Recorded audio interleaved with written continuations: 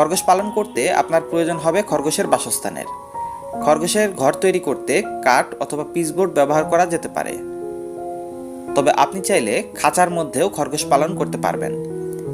একটি খরগোশের জন্য কমপক্ষে 2 ফিট বাই 2 ফিট সাইজের খাঁচার প্রয়োজন হবে, মানে 24 ইঞ্চি বাই 24 ইঞ্চি সাইজের খাঁচা। একই সাথে এদের খাঁচার ভেতরে পানি খাওয়ার জন্য একটি পানির পাত্র দিয়ে রাখতে হবে এবং খাবারের জন্য আলাদা একটা পাত্র দিয়ে রাখা ভালো।